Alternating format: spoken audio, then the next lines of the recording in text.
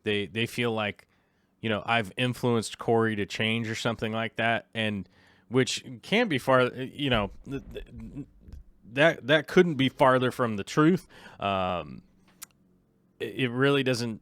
It really doesn't make a lot of sense to me. I know that you know, people are upset that like the Real Fish Talk isn't on all the time, and that, you know, I'm not making the same content I used to make. If you go back like 7-8 years ago, you can see some of my videos where I actually would shoot with an iPod. There would be like no audio, just me walking around, you know, and it's just, if somebody really likes those videos from back in the day, like, okay, I get it, but I don't think I'm ever going to make a video like that ever again. And somebody to be frustrated about that doesn't make a whole lot of sense to me. It's like, oh, you have a better camera and I can see what you're doing better. Oh, and you have a better microphone so I can hear what you're saying better. You know, it's just kind of one of those weird situations where it's like, no, I'm not about to go back to the Stone Age and start putting things in, like chiseling things into stone or whatever. And, you know, from a personal standpoint, I met Corey many years ago, and he's still the same genuine cool dude that I've known the whole forever. You know what I mean? Like, and, you know, so to the haters out there or whatever, like, sorry, I don't know what to tell you, but those lights are going to be sponsored by the Aquarium Co-op.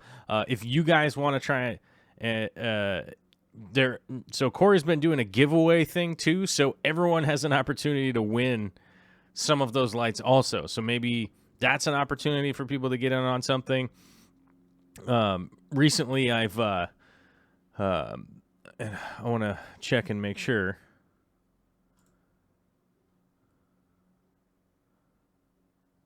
Yeah, okay, hold on. Let me see. Where did this go? Let me see. Okay. Well, we might actually have a whole new video here from my homie, who is also helping out with doing some video editing and stuff like that. So either way, like everything has a little bit of a change, and I don't know what the hell happened. I was talking about something, I got totally distracted. I was trying to talk about something. I don't know. Whatever. I'm just going to start over. Let's just go back to the beginning of the show. I don't even know what I was talking about.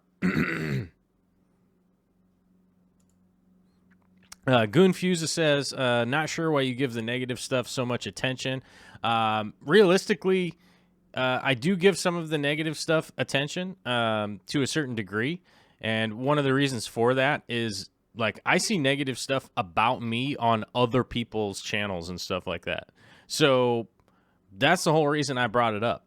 That was mainly the only reason I brought it up, is like, there's a bunch of haters out there, like, throwing stuff down on other people, like other people's comment threads, you know, and I find it to be like a little bit interesting that, like, a lot of people like that feel like they're gonna take their complaints to someone else's videos comments. And, you know, so I figure, like, sometimes I do address it and stuff like that. And sorry, Goon, you know, like, I do comment on some of that stuff, but, you know, I don't know.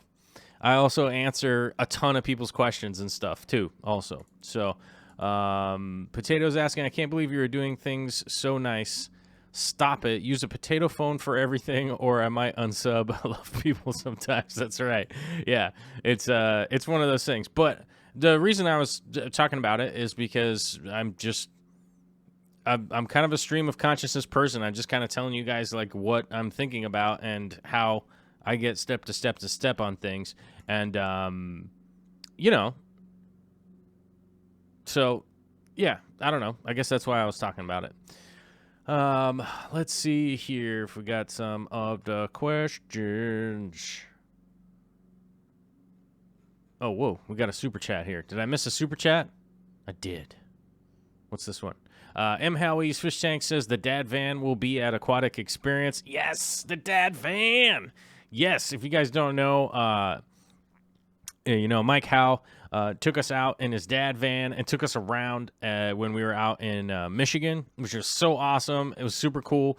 And as far as I heard, he also he took Aqua Pros and Aquarium Co-op around and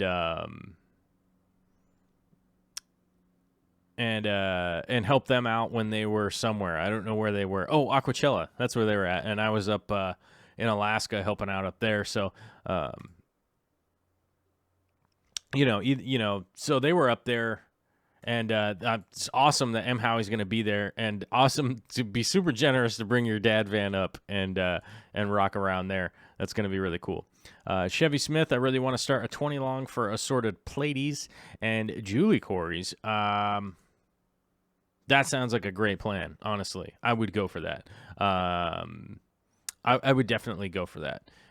As Rogue Aquarium says, Joel, you're a good person. I wouldn't give people that are negative your time.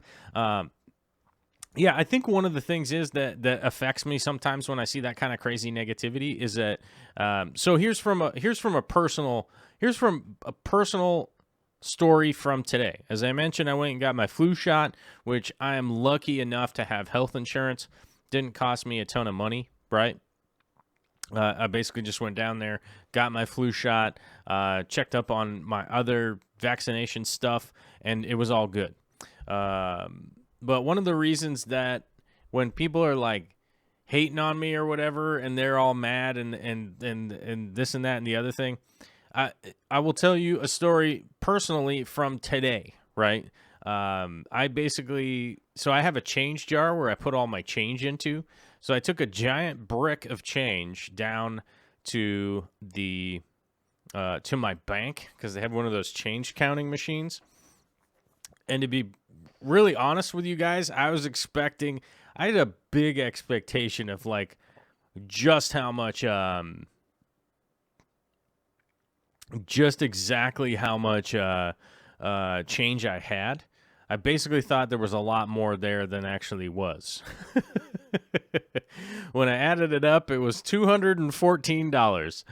So I had $214 in change, which is not going to be enough at this point to, I was hoping I had enough change to be able to like put down half on a macro lens for my Canon, for my 6D Mark II.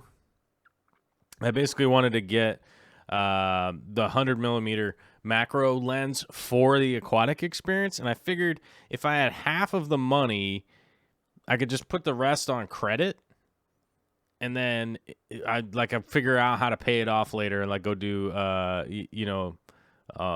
concrete job or something when I got back. But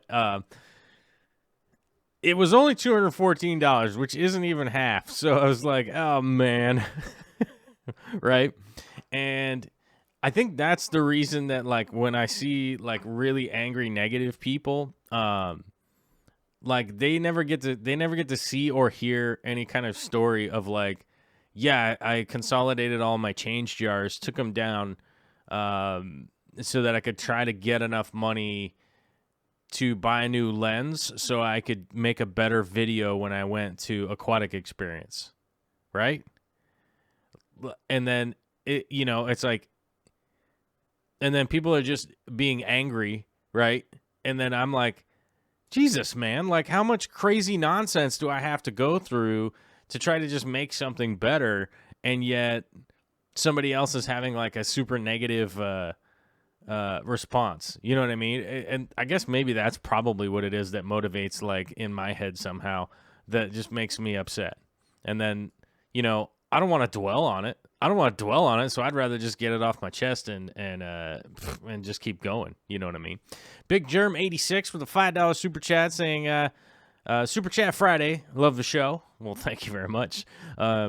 Let's see here. Since Big Germ didn't ask a question, let's find a question in the chat. Heirloom Aquatics asking, what would cause guppies to stop having fry? Nothing has changed but the lighting. It's been 3 months since the last batch. 3 females and 1 male. All females are pregnant and squared. Typically with guppies, you're gonna have to check your water and see what's going on with it. Guppies realistically need like really mineral rich water, which sounds like a big pain, you know what I mean? But oftentimes when I've found issues with guppies, it was just because they had not enough minerals in the water. They really need a lot of minerals in their water. The easiest way to get around that personally for me was the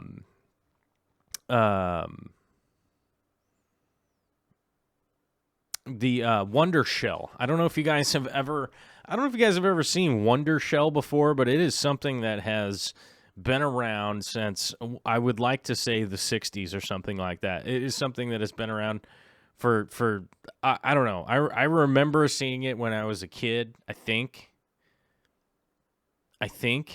Or maybe I'm just confusing it with the shell-shaped soap that people had when I was a kid. I don't know if anybody remembers that seashell-shaped soap that was around when we were kids, right? But it looks like that, and maybe that's what I'm thinking. I'm thinking that's what it is from when I was a kid, but I don't know. The packaging looks super old school and that kind of stuff. Heirloom says with a follow-up, yeah, I put a Wonder Shell in already. Well then, I'm not sure. I would say there might be a problem with only being one male in there. That could be a problem. I mean, maybe you got a sterile male in there. That's kind of weird, but it could be possible. I mean, if it's possible for humans, it's definitely possible for a fish, right? So maybe that's a deal. And maybe it has something to do with what you're feeding. As you said, like the only thing you changed is the light. Is the light on 24 hours a day? That might be an issue. I'm not 100% sure. I'm gonna have to try and get like a little more information, but typically the water not having enough, minerals in it and stuff like that is what you'll normally see with guppies when they really stop throwing babies and stuff like that. Umberto's Fish Tank says, when you do something different, there's always going to be negative people around to see you fail. That's true, yeah.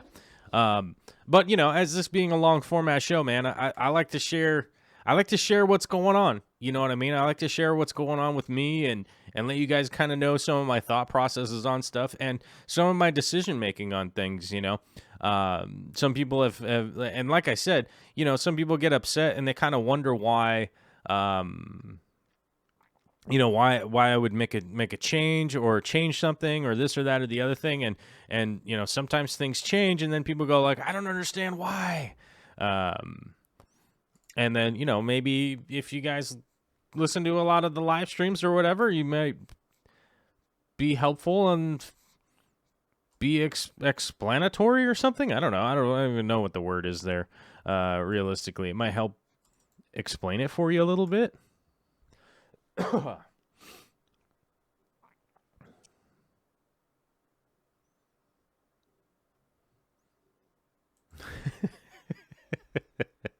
But yeah, sorry, I clicked on a thing over there and it's me and it made me laugh.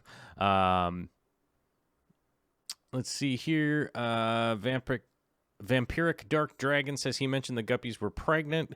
Could they be reproducing, but the fry are dying or being eaten? Yeah, that could be a thing. They could be throwing fry and they could be getting eaten or just dying. Like there could be something. It could be something going on with your water in regards to, like maybe the fry are just dying. Maybe the fry aren't. Maybe there isn't any food for them to eat. It's been a real rarity for me at this point in time, but I have been known, guppies have been known in a really enclosed environment, sometimes will eat the babies as they're being born. It basically is like, so within like an hour or 45 minutes or maybe a half an hour or something like that, as soon as the guppies are throwing the newborn babies out there, they essentially smell like food to the other fish, even the guppies. And after, half an hour, 45 minutes, maybe an hour, I've never checked it with a stopwatch because I want them to not be eaten.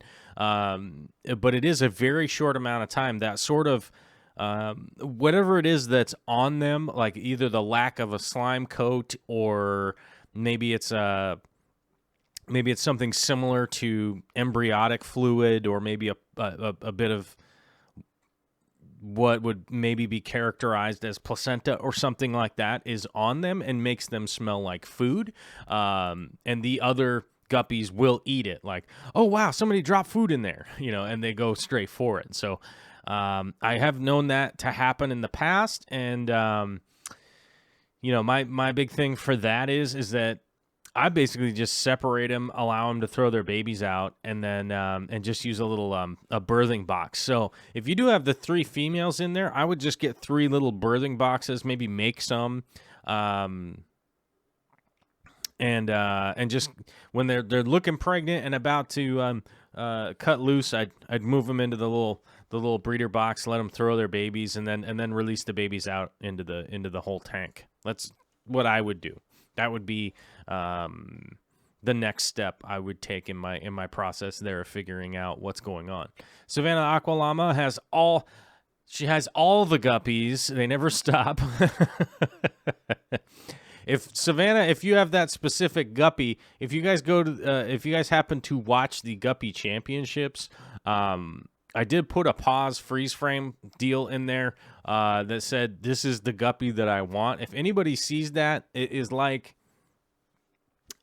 a tiger endler and a guppy had a baby, and it has a round tail, and it looks sort of like a sunset kind of coloration of what would normally call it, like starts red and works its way to yellow with the spots. And if I see that fish again, I am buying all of them, okay? I'm just going to push any other potential customers out of the way, karate chop them aside, and buy all of those shrimp or all of those fish if I ever see them again.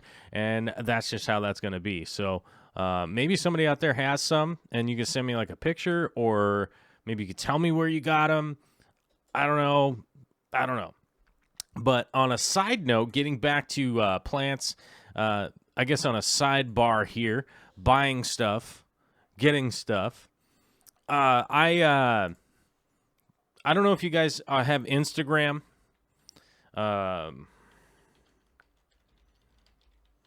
Okay, so I don't know if you guys have Instagram. I don't have a link for it, and I can't link out to Instagram from YouTube anyhow, really. But if you go to Instagram and look up what I just typed in the chat, the Green Thumb Aquascapers. Okay, I have to make a full admission here, okay? When I was thinking about rebranding and making a new emblem or whatever you want to call it, a new logo, do some rebranding or something like that. Let me see if I can find it on my phone. I basically, let me see here. Let me see. I think I have a message. Well, that's not gonna work. Where's this stupid message thing on here? I always forget where it is. Oh, I think I have to go sideways, right? I have to go this way. Oh, that doesn't work. Come on now. Oh, what? Instagram is just a crazy pain in the butt.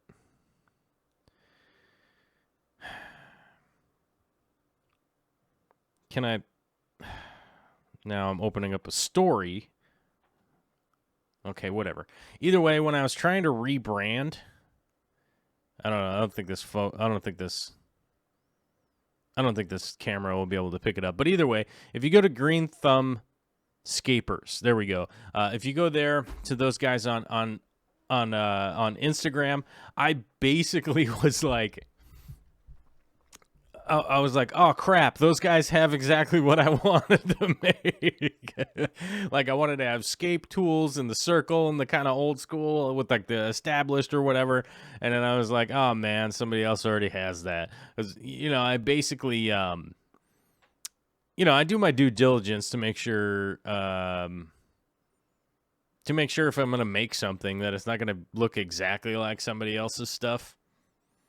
you know. And but basically, when I was searching for like aquascaping stuff or whatever, I basically like that came up, and I was like, okay, well, somebody else has got that. And then basically the other one would be like Moss Cotton. If you guys don't know the guys from Moss Cotton, I love those guys, like Art and all those dudes, like fantastic guys.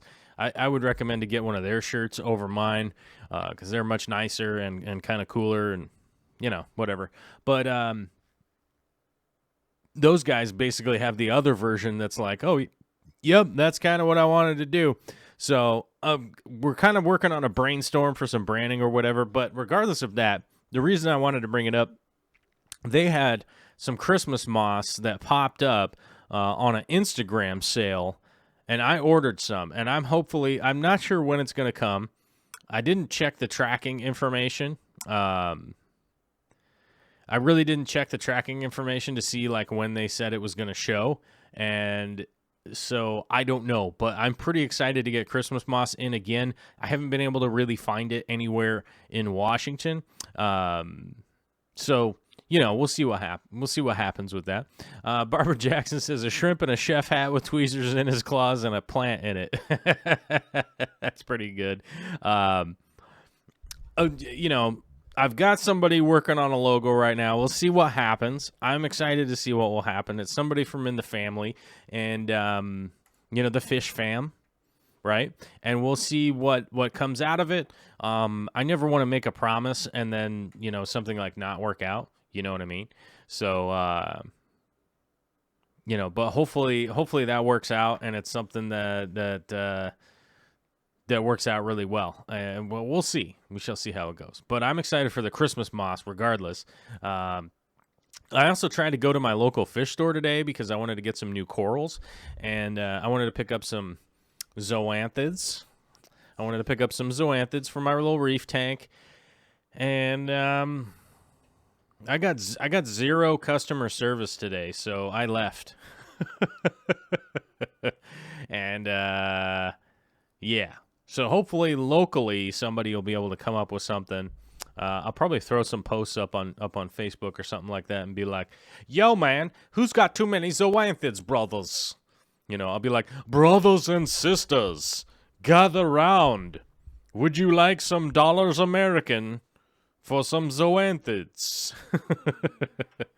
Because I literally have some cash in my pocket for zoanthids. It's only $40, but it's zoanthid money. And yeah, so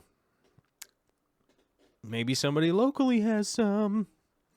Rogue Aquariums has some blue hornet and utter chaos. To be brutally honest with you, I'm kind of freaked out about how expensive the blue hornets and utter chaos could be. I mean, like, how are they $5? Seriously? So Aqua Pros text messages me during the show.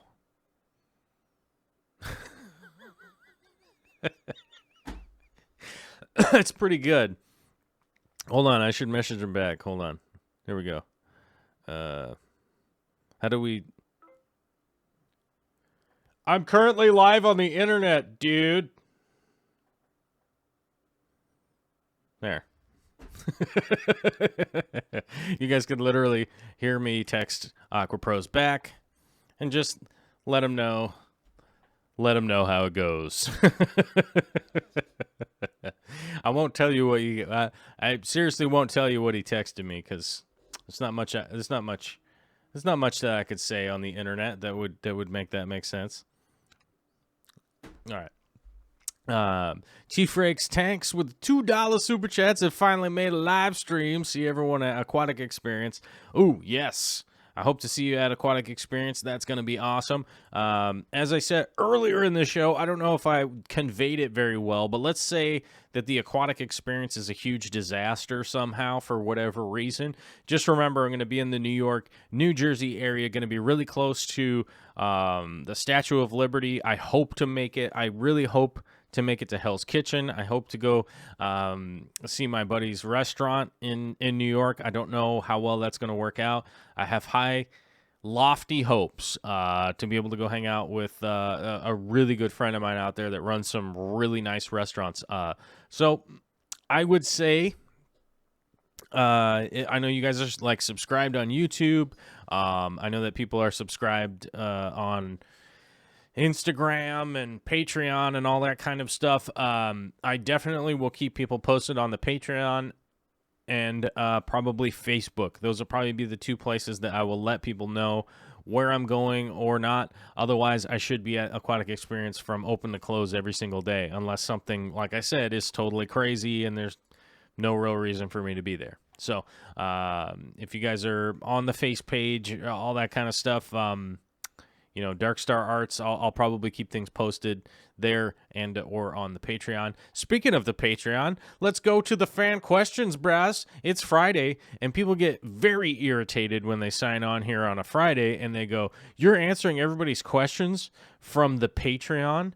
That's the pay site that I have to pay to go on." Yeah, well, you know, as I explained earlier, things are a little bit threadbare right now. When there's no show on Tuesday and Thursday. Those days I go work before the sun comes up, and I come back home long after the sun has come back down to try and jam in as many hours as I can working to try to keep the lights on here and everything. And thanks to you guys over on the Patreon, we are just moving along. You know what I mean? Like, there certainly isn't a surplus, but we're doing great. I got food in the fridge. Like I said, we're going to go to Costco today. Have enough money to buy groceries and stuff like that.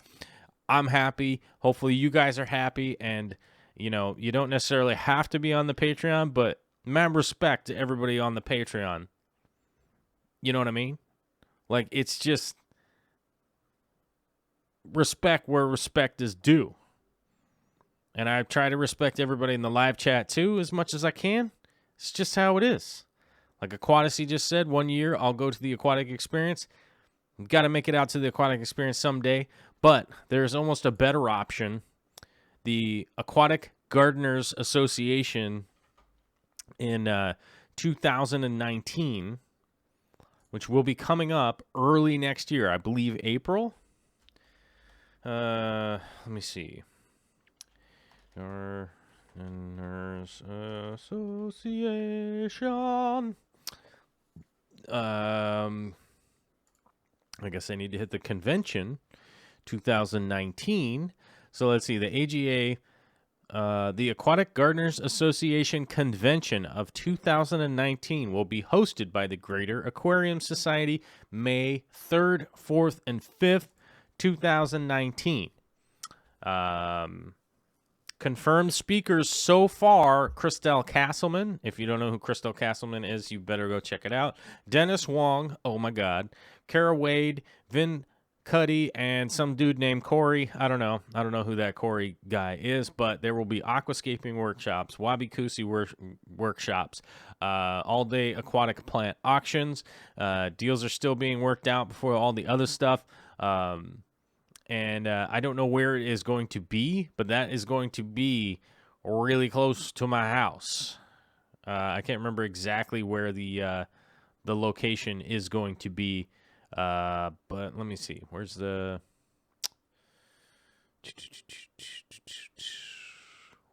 Where did it go?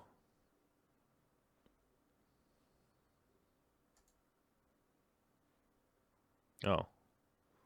Yeah, and the AGA is who hosts the aquascaping contest at the Aquatic Experience. So let's say you can't make the East Coast Aquatic Experience, you might be able to come out to the West Coast and do the Aquatic Gardeners Association, right? The American Live Bearers Association is in Louisville in May as well. Bentley Pascal says the Red Lion Inn in Renton is where the AGA will be. Yep, that's like 15 minutes from my house. So that's going to be pretty cool. And that's going to be really close to my house. So, like, maybe you can't make it to the Aquatic Experience. There's some other options. I don't know if I'm going to make it to the American Live Bearers Association next year. I don't know. I went this last year. It was pretty fun. But, you know, if it's... honestly, if everything's coming out of pocket, I don't know if I'm going to be able to make it. I got a baby coming, and everything, I don't know. Everything costs a lot. Going to the Aquatic Experience is costing about $1,600 at this point. So it's not cheap. It's not cheap to go. So, but I'm going to do my best to just be there and meet everybody and have the best time that we can. KG Cichlids shoes are soaked. I should have stood back further when spraying a pond liner. That's very true. Love it, bro. He's always doing something. Always got something going. All right. Well, let's bust over here to the Patreon and make sure that we are... I don't know. I moved all my windows around here while I was talking. There we go. Now I can make sure they're all working. Okay, there we go. Let's see here. So James Waters, and you guys will notice that I hit the little heart button as I move along here. That's my little marker to make sure that we already answered that question or talked about it or whatever. James Waters says, "Hi Joel, I just started breeding my celestial pearl Danios. Been pulling about 10 eggs a day for the last few weeks and hatching them in a floating container with slow air bubble and some moss. Fry are dying before they get to the free swimming stage, i.e. a day or so after they hatch. Advice? Thanks in advance." Okay, breeding CPDs and getting fry to be full grown almost always is the problem of getting them some food when they're really small. Now, one of the interesting things about that is when we say infusoria is a type of live food that you can't really, there are some larger kinds that you can see. Whoops. What did I do? I hit the wrong button here. Whoops. Whoop. What is happening? I'm hitting the wrong button. There. So infusoria is one of those things that you can't really see all that well, but basically you're going to need to find some smaller types of infusoria that you're going to be able to breed that are actually small enough for them to feed on. More often than not, getting from this stage to the free swimming stage and that kind of stuff is more often than not just for them to be able to find that little tiny food that they need, whether it be biofilm or the infusoria, that kind of stuff. You need to make sure that you 100% are getting them some food, and oftentimes it's going to be the infusoria, which is going to be the easiest way to do it. So it is not necessarily easy. It's one of the reasons why breeding certain fish is really difficult, and oftentimes this is one of those situations. Is putting together infusoria is problematic at best sometimes. Barbara Jackson wrote in, "Hi, Joel and fellow Oceaneers. I hope you all can give me your opinions on a couple of changes I'm thinking about on two of my tanks. This is my 20-gallon long nanofish community tank. It is a deep substrate, which is a mix of Chemex lapis luster sand and small gravel, fluval stratum, and EcoComplete. There are two large Argentine swords in the front. They already try to grow out the top of the tank and are getting larger all the time. I pull off the outer leaves from the base often to keep them somewhat contained. Question: should I remove these two swords? Would you? If I remove them, what should I look out for? Any other issues I may develop from removing them? Thank you, and what would you do?" Okay, Barbara. First of all, I wouldn't put a sword plant personally. There are some melon swords and some really small rose swords and things like that. There are some small ones, but generally speaking, I would not put a sword plant in anything smaller than a 75 gallon. Even a 55 is probably not big enough. Like, it doesn't have a big enough footprint to really even handle a sword. Sword plants have giant root balls, and the area that they come from Well, they come from an area that is either going to be above water and below water, depending on what time of year it is. They also hang out, and the reasoning that that's important is that area is almost always a gigantic floodplain. So if they just had a tiny little root ball or just a couple little roots and that kind of stuff, guess what? They'd get washed away when that time of year came around, and that's almost always going to be a problem. They are gigantic root feeders, and they do grow big, especially in aquariums, because it's almost like unlimited fertilizer for a sword plant. Because sword plants, as I mentioned, can go through water or no water or issues, all kind of stuff like that. So I personally would take them out and move them into a bigger aquarium.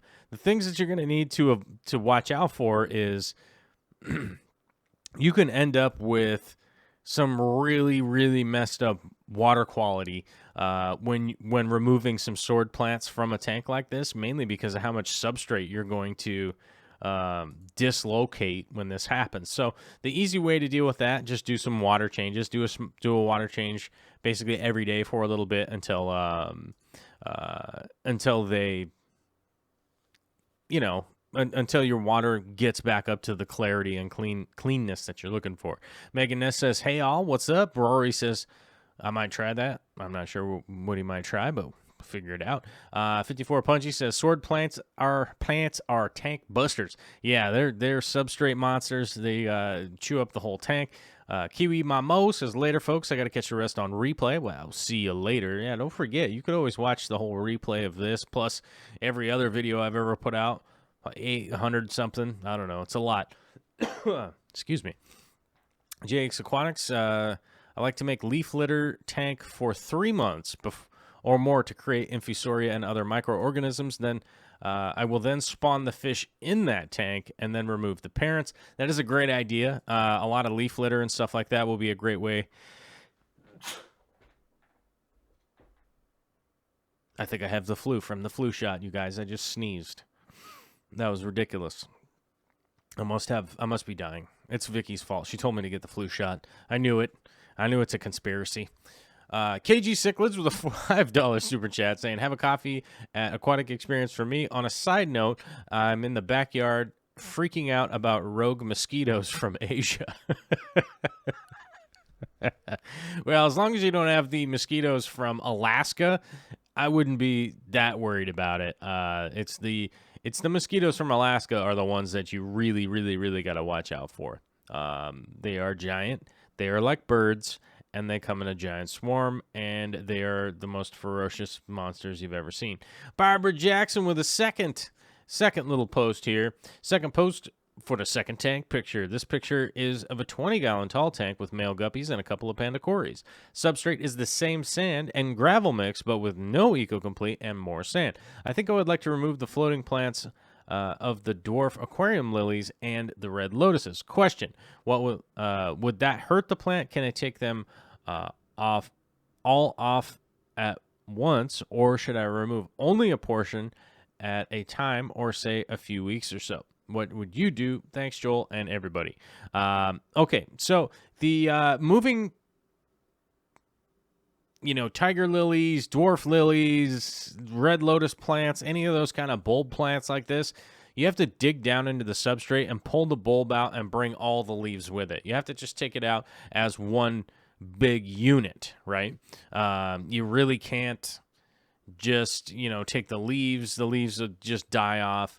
You can't trim everything apart. That's not a great idea, because just like cryptocrine, when you move them, the leaves and stems and everything will melt away. It'll sort of melt away and turn into this weird, strange material, like if you've seen Infinity War, the Avengers movie, where everybody fades to dust at the end. It's sort of like that with those leaves. But that ultimately is a good sign, because that means that the bulb portion with the roots and everything down there is withdrawing and pulling the nutrients out of the already established plant drawing them back in so it can give itself a boost to grow some new leaves and everything to where it's adapted to in the new location where it's at. So that is a good thing. It's not necessarily a bad thing. It does take a little bit of patience, but once it's melted away, just clean that little bit out of the tank and stuff like that. But when it comes to lilies and lotuses and stuff like that, brain fart on the lotuses. But when it comes to lilies, lotuses, and things like that, I definitely always move the whole entire deal, let it melt off, and it'll 99 times out of 100, you have a good recovery into a new tank. Kelly Peterson chimes in with the, since I was feeling lousy, I had a car accident, just sore and not actually injured, I made sure to get my fish food use section in order. I keep the retail containers and plastic bags in a bin by my freezer. These little containers make up the rotation I put in my tanks, though. Brands include Cobalt, Hikari, Bug Bites, Omega 1, Aquarium, and Sarah. Remember, folks, fish like variety just like you do. Also, I might have a fish food collecting problem. I have 24 types of fish food and make 3 myself. Do I need an intervention? I don't know that you need an intervention, but I really like this organization here. I am not even remotely this organized. Let's be honest. I'm not. There's literally a USB cable, an X-Acto knife, a level, some work gloves, a microphone cover, some tape, a crystal ball, like all within reach right now. You know what I mean? Like I'm pseudo organized. It's not good. It's not good. And it probably drives Vicky completely insane. I think completely insane. But I do really like what you got going on here. I see you got the Sarah ONIP tabs. I really love those. I don't know what's up with the Wardley's pond pellets though. Seriously, right? What? Although I would say if there was a type of food that they make, I would probably get the pond pellets too. And then most everything else is kind of difficult for me to read and figure out exactly what it is. But this is really cool that you're just maintaining this rotation of like the foods to feed and everything. It's way more organized than me, but it's impressive. You know, I have to admit. Joel Swain. It must be guys named Joel just coming up with dope tanks, because this is dope. I like it. I can't tell if it's just a background, though, like if I'm super tricked. 50-gallon shrimp tank. Is it okay to have Texas Holly Rock in it? New to the shrimpery, also have some big barnacle-y things. If we're talking about Neocaridinus, then a little bit of Texas Rock is not a bad deal as long as you keep the pH kind of stable, or not kind of stable. I mean, as long as you can keep the pH stable, you're going to be good. A little bit of extra calcium and that kind of stuff coming from the Holly Rock isn't bad for Neocaridinus. You know, if you're talking about like bee shrimp, Caridina varieties and stuff like that, it's not going to be that great for them. So I wouldn't recommend for Caridinus, but Neocaridinus, like cherry shrimp and stuff, for sure, definitely, I would go for it. Let's see, Salvatore Poliandro III says, hey, y'all, I got one of those Costco industrial racks that I think the co-op uses in their warehouse. Not sure. Here's a link for it, but it's a wire shelf. Should I lay something down on the wire rack to distribute the load on each shelf? I was thinking some poly-coated plywood or something. Do you have thoughts? This really depends on the thickness and kind of durability of the wire rack itself. I think most people would be able to make a good judgment call as to what you got going on. The way to fix it is to do some shelves, right? You know, like a poly-coated plywood or something like that. You could get some shelving wood and stuff like that, cut it down to size, and distribute the weight nice and even.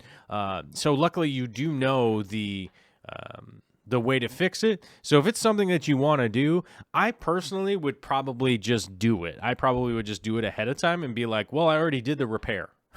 You know what I mean? And I'm not going to have to break down the tank and move this stuff like that. You know, I'll admit it. I do cut corners sometimes on certain things. Everybody does on certain things. Things like this that would just end up with a lot more work after the fact, though, that's where I decide to definitely draw the line and be like, let me just do the thing that I gotta do and do it right and go that route. Steve Horton chiming in. So I finally got a GH/KH test in my KH, carbonate hardness, was 71.6, and the general hardness was 214.8. I do believe that's what Joel calls liquid rock. Yeah, that's pretty much liquid rock. I'd bring it down. It says he did a water change, so he did a water change, 10 to 12 gallons. He used just RO water, and my GH is down to 161, and KH is still 53.7. Yeah, I would keep I would keep bringing this down a little bit and get it to the spot where you want it to be. I'm not sure what you got going on in there, but the angelfish will be happy about it. I can't tell what kind of fish this is, but the angelfish will definitely like you for it. They like that river water. Jake Hussey, what's up, my man? Chiming in. He said, well, it was a crazy move, but I finally got all my tanks moved to the new house. Was not a fun job catching all the fish and getting 1,000 gallons of water up to temp so we could finally put the fish back in that night. As a bit of knowledge to those who want Arowana, you need some super solid lids. Those containers on the ground each contain Arowana, and with force, 2 of them managed to jump straight through the plastic lids and out onto the ground, smashing the lids. Yes. And this is a picture of the boys working hard at 3 a.m. Mike Howie responded, yeah, this is pretty good. Yes, this looks like a monumental move, and keeping these guys awake looks to be a monumental feat in its own right at that point. But glad to see it. I will 100% attest to the fact that those Arowana, we used to take the 25 and 50 pound plates, like the weightlifting weights, and throw those onto the lids to keep the Arowana from jumping out. And sometimes the Arowana would still get out. It happened. We had there was like a 5-foot one that blasted through, knocked all the weights off, and everybody came in the next morning to find a gigantic Arowana dead on the ground. It was a real drag, but it was really, there really wasn't much else that could have been done. I mean, obviously, you could have put them in a swimming pool or something like that. Got to get my coffee. Delicious. Fresh. Oh, M. Howie 9, Mr. Mike Howie. It's got a new camera. I finally broke down and bought a new camera, a couple of lenses. I ended up getting the Canon SL2. Great camera for vlogging, by the way, and doing fish room stuff. Great camera. A Canon EF 50mm 1.8 STM lens. Awesome lens. The 35mm macro and the 24 millimeter f2.8 is a good lens. A bunch of great lenses, my guy. I'm kind of envious for the price point on those lenses. You guys know I went full frame, and it's painful. I'm telling you, that macro lens I was trying to get for the Aquatic Experience. That macro lens I was trying to get is $799.99, and I'm like, man. We'll see what happens. I don't know. We'll see what happens. I got to talk to Vicky. Maybe I have like an account I don't know about or something. That would be funny. But M. Howie 9, that is awesome. I'm really looking forward to seeing some more videos. At the very least, some cool photos. I like this photo a lot. Look at that bokeh. Look at that bokeh in the background. We got the fish. We got the fish in focus. Well, I mean, the fish isn't perfectly in focus, but it is a brand new camera. So let's not be so judgmental, but it's a nice fish right here in the frame. Background nice and blurred out. Dope. Loving it. That is awesome. And then M. Howie also, you know, he got himself a new camera, and then he finds a unique way of getting new fish tanks. It came into a lucky find the other day. A neighbor of mine just threw out 3 fish tanks, basically got them for free, a 90-gallon, a 20-gallon, and a 15, and he had the stand and equipment, but he left the stands and stuff, which is the same thing I would have done. I basically would never bring home a used stand. I basically never do that unless I bring it home and like light it on fire, right? But it also reminded him of another story that involved going into Detroit, a 3-hour wait and an interaction with the police. I have read this story. Read that story. It's hilarious and it's pretty good. I would definitely read that story if you can. Maritza. Oh, and by the way, Mike, congratulations on the free tanks. Everybody likes that. I almost always put my tanks out on the curb with a free sign on them. So I hope that it, like, when people find them, it's the same kind of day where they're totally stoked about, like, man, I got this free tank. It's totally cool. But, you know, Maritza Santiago says, curious, hello all, do zebra Danios eat shrimp? The shrimp are small reds. Not sure about the Danios. Most of them are about an inch long. Thanks for any advice. Okay, so my advice here is that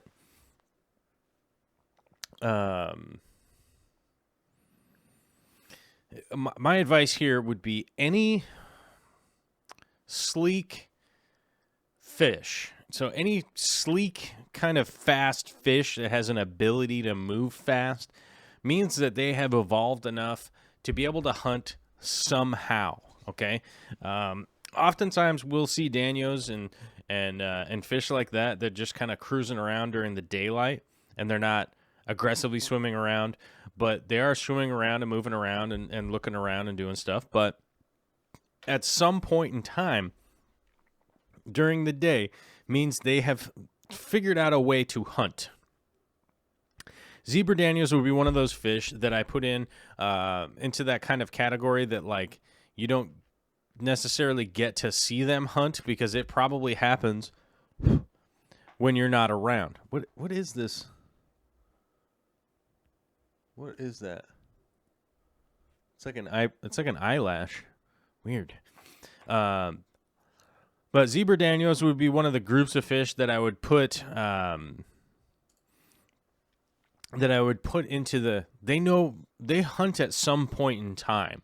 And when it comes down to cherry shrimp and stuff like that, they are pretty evasive from the slower moving type fish. So you think about betta fish, you think about fish that posture to attack, right? They'll have a posture for feeding or something like that.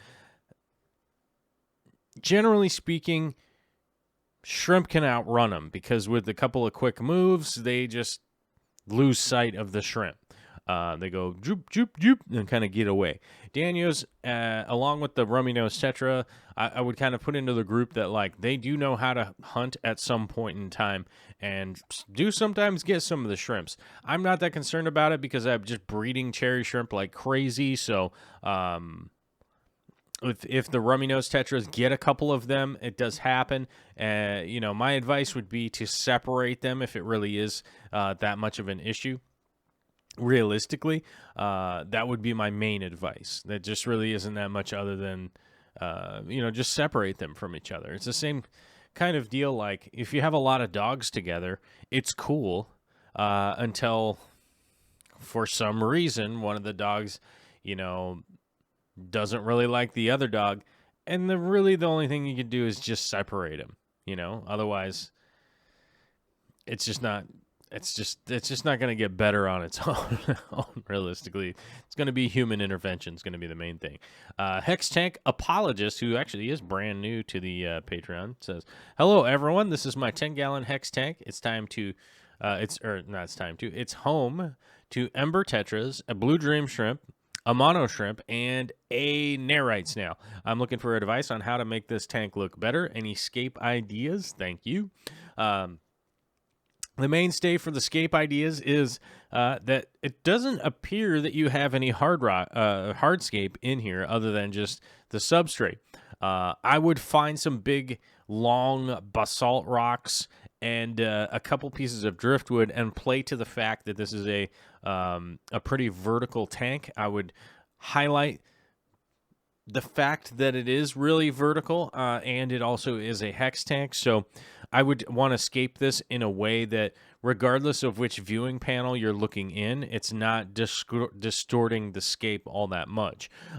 So I would keep the rocks and driftwood away from the sides of the tank and keep them mostly in the center of the tank. Even just one big rock and a couple of sticks going up in here would definitely make it, really kind of stand out. I definitely would. That's the direction that I would go, and it would definitely go a long way, and you certainly wouldn't have to spend a ton of money or anything like that. What is this? Oh, it says how many patrons. What? How many patrons do we have? Oh, I don't know. The Hex Tank Apologist says 312 patrons. Maybe he has 312 patrons. I don't know. It's weird. Anyhow, I don't know why that was showing up on there.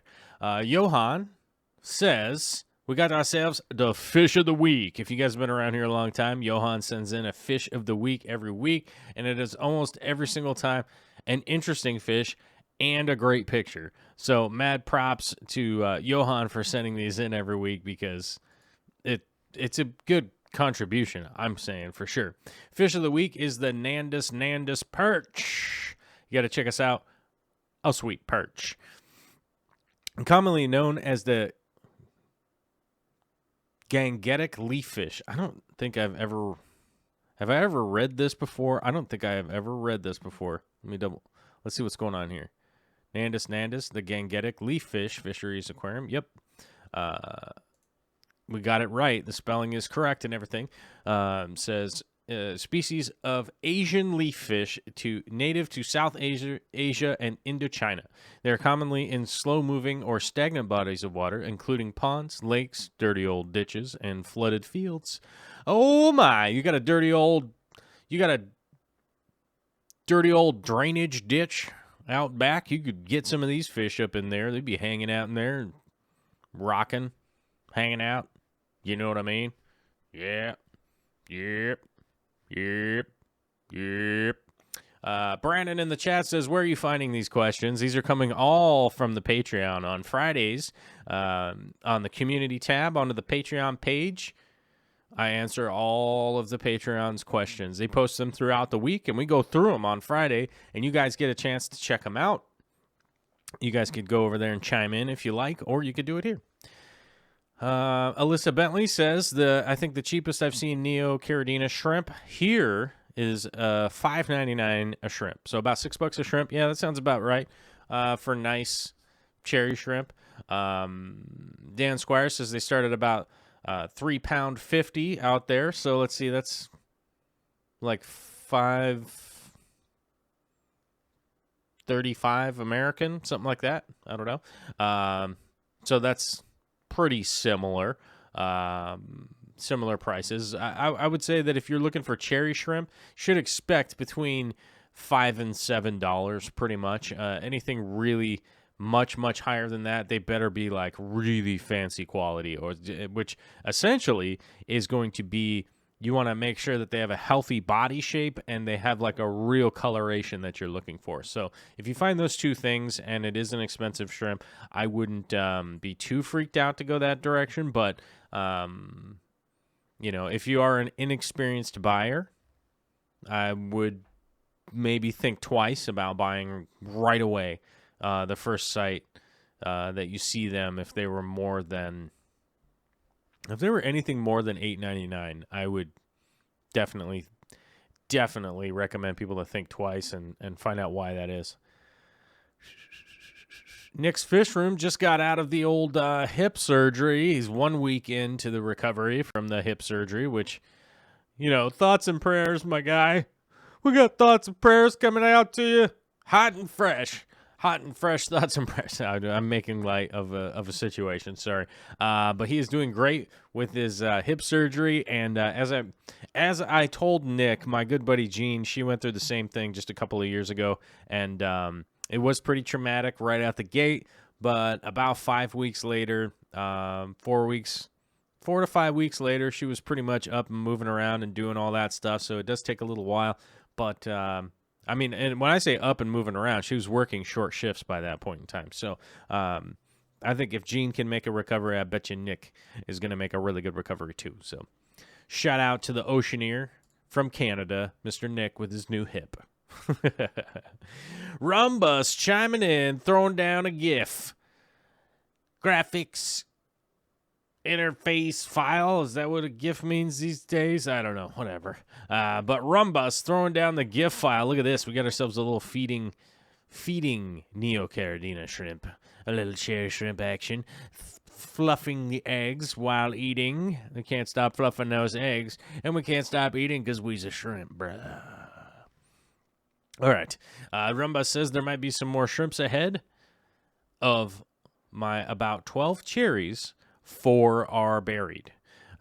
Have removed the 2 adult guppies, but the 1 fry gets to stay. And yes, the GIF recorder has recorded its own help texts, which is great. I like the stop, restart. It's pretty good. But mad props for Rumbus figuring out how to post up the GIF file, man. How cool is that? So it actually does work.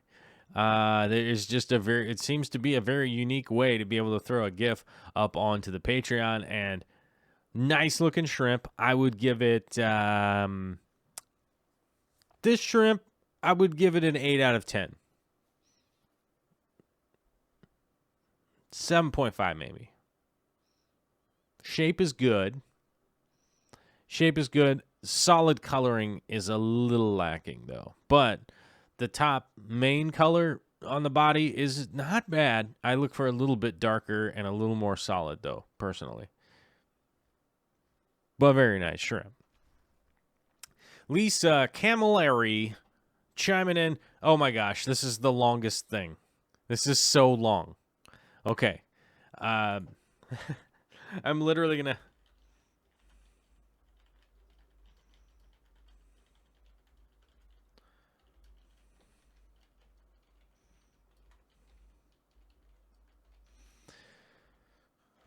So, this is too long for me to read. Honestly, I might die reading this out. And honestly, I only started reading it, and then I had to get in my car to go to the post office and some other stuff. And, or no, I think I was going from the post office to somewhere else. I don't know. I've had to do so many errands today. Luckily, I got all of them done, except for one, which I need to go to the auto body shop to get some stuff to show you guys how to polish acrylic. And I still didn't get that, but I've been running around quite a bit and didn't have a time to sit down and read this whole thing. And if I read it right now, I'm going to be reading for quite a while. And the show is almost coming to an end here, and I don't want to spoil it for everybody. Handpan says, after emptying out the 2 buckets I had outside on my terrace, I managed to fill up a decent-sized vase with Salvinia minima to throw out. This isn't counting the past 6 months of whatever I have been sold or given away, or what's left in my 3 tanks. It's funny remembering my disappointment when I only got 12 pieces in my online order, and I felt, let's just say, ripped off instead of this. I'm not going to say that out loud because we just have to take a step back and realize that's being mean to a group of people that can't defend themselves in regards to it. So, yes, Salvinia minima will grow pretty much like crazy. I would remind people out there that even the immensely slow growing Anubias nana petite, like just how small it is, how long it takes to grow. It takes a really long time to grow. It still is kind of one of those things where you just kind of mess around in the hobby, and the next thing you know, you've got a lot more of it than you did before. But also, like, doing planted tanks is obviously a test of patience at times, especially when you get like 12 pieces of something in the mail and you're like, oh man, I got ripped off. I know that happens. I've definitely felt that way myself before. But Never despair. Plants are sort of the self-replicating awesomeness, and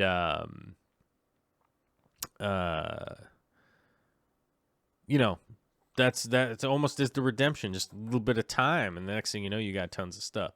Handpan. Didn't know that was a bad term. Sorry if I offended anyone. I just didn't say it because it's essentially like it's the kind of the derogatory term to gypsies, basically. So, you know, that's kind of the issue. I'm just not saying it because of that, but it basically is.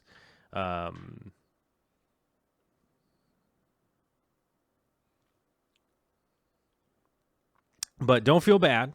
It's a common term. It's not like you were cussing anybody out. I'm just saying, I'm not saying it because, it's a group of people that just can't do anything about it. As Alyssa says, handpan, I was just reminded of the root word and the people of the Roma descent, who have said it is a bad term. Yes, and I've been friends with a lot of Roma in my life, and some good, some bad. But, just being exposed to that culture, kind of realized that it is an offensive term for them. And, we don't want to be that way around here. We even talked about the haters earlier. We don't want to be like the haters, guys. But if there's one thing we learned today, let's say there's two things we learned today. One, our awesome plants will grow like crazy, and then we'll get a ton. And then the next thing we know is that maybe the next time we'll just use a different term. And chances are maybe nothing happens, or maybe just somebody just ends up feeling a little bit better, right? I'm not necessarily the most politically correct guy in the world, but I say stupid things, but I definitely have, from my own standpoint, I have definitely offended people in my life. And the thing is, it was never really on purpose. Some things that I say are just a little bit, it's not on purpose, and I don't think anybody was trying to be hurtful or anything like that. And I've had people say some stuff and remind me of just like, hey man, this is why some people might be upset if you said that. And it's like, oh man, I didn't know. So I figure if I could just let you guys know, and then that helps out everybody for the next time,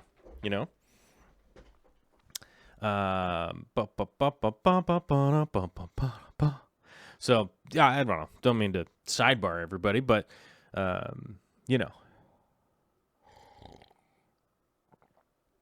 All right. I think we had a pretty fun show, though. We had a good Friday. Did we have a good Friday show? Alyssa said, is highway robbery still okay? Because I like saying that. Yes, I think the group of highway robbers, they enter that group voluntarily, right? Like, people that assault people, like they enter that group voluntarily. They're not like born into it. They're not involuntarily put into that group. People that assault other people, they go into it voluntarily. They don't just get born into it, right? So I think that's the difference. Just like highway robbers or, people that physically assault other people, they go into it voluntarily. We have a $2.99 super chat that I missed from Barbara Jackson. Oh, sorry about that. She says, just take off the tops of the leaves of the plants. As far as like lilies and, excuse me. As far as the lilies and stuff like that go, I don't recommend trimming the leaves. It's never a great idea to trim the leaves, right? From them. I just generally just let them do what they're going to do. They definitely figure it out. And they just kind of one of those plants that you just kind of got to just let it happen. There just isn't much that you can do about it, and essentially kind of the best way to go about it. Fishes says yes, and I'm not sure why. Hopefully it's good, right? Alyssa Bentley, I think it's only easier to love when you love yourself. That's a very good point. It's a very good point. To be, I don't know how to say your name. Hello, good sir. Good to see you. Jeffro's here. Good to see Jeffro. Always good to see Jeffro. When's Jeffro's next show? Saturday? You guys should check out Jeffro's new show. All right, guys, I got to get out of here because I got to vacuum the rest of the house because I don't know if you guys noticed, there's some paintings missing from the background. I shipped those out today, and boy howdy, that was inexpensive. But I had to cut up a bunch of styrofoam and stuff, so I got to clean up my mess before the lovely Victoria gets home today and make sure that my lady is, happy. And I got to get ready to go to Costco, which means I got to put on my, armor. What is it? What did you call that? Plate armor, all that kind of stuff. Remind everybody to hit the like button on the way out. Share this thing. Come on, you guys. Share this thing with your friends.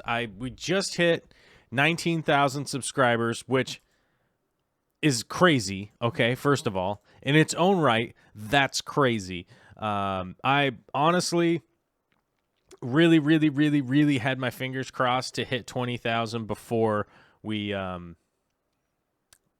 went to the Aquatic Experience. So we are, 95% of the way there? I don't know. How does that work? 5, 10, 15, 20? No, that's not right. 25. Each one is a 1. What? 5. 95%. Is that right? Hold on a minute. Let's see what I got here. Hold on. Hold on to the night. Am I getting this right? 19 divided by 20. Yeah, 0.95. So we are 95% of the way there.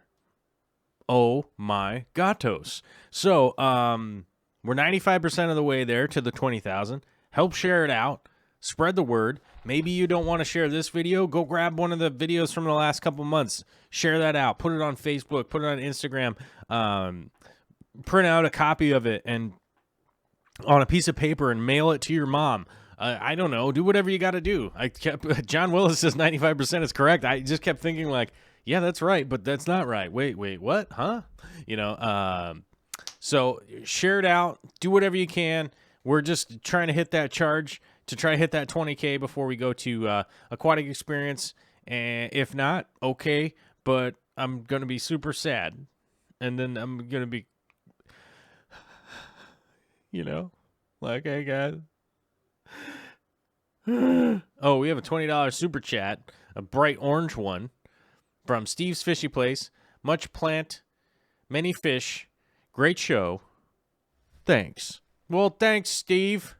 Can't wait to see you next week. It's going to be pretty fun at the old Aquatic Experience, my guy. Big thanks to Joel Gillett from New Zealand. M. Howie9. Thank you, buddy. Big Germ 86, Jeff Rose Fish Keeping, T Frakes Tanks, KG Cichlids, Barbara Jackson, and Steve's Fishy Place. Thank you very much for all your super chats today. Super generous, you guys. Either way, thanks to all the patronizers. If you haven't been over to Patreon, go check it out. If you haven't been over to Aquarium Co-op, definitely go check that out. As I mentioned, he's bringing the lights. He's sponsoring the lights. That's a pretty big deal, I think. And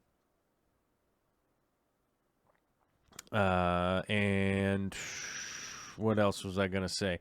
Oh, yeah, be sure to use the, what do you call it? The thing if you're going to buy stuff from the Amazon or whatever. I don't know, whatever. Who cares? Anyhow, thank you, everybody. I'm going to talk to you later.